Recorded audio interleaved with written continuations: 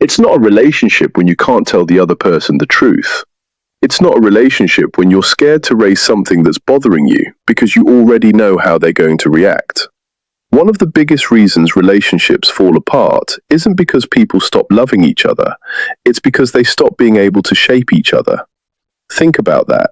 If I can't tell you something that makes me uncomfortable, if I can't question the way you handle money, if I can't say, I don't think that's a wise decision, if I can't challenge your priorities, if every difficult conversation turns into an argument, if every concern I raise gets flipped back onto me, if every bit of feedback is treated as an attack, then what exactly are we building? Because relationships aren't just about accepting each other, they're about improving each other. They're about two people saying, help me become a better partner for you, and I'll help you become a better partner for me. That's how healthy relationships work. Let's take money as an example. Imagine one person is always willing to spend money on themselves. Clothes, hair, gadgets, cars, holidays. But when it comes to the rent, the food, the bills, building savings, or preparing for emergencies, suddenly there's never any money left. Then the expectation quietly becomes that the other person will carry the responsibility.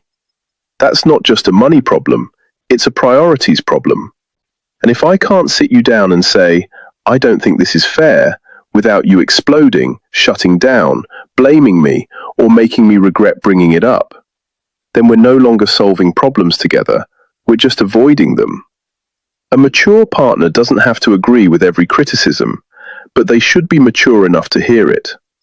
Sometimes the most loving thing your partner can do is point out something about you that you can't see yourself.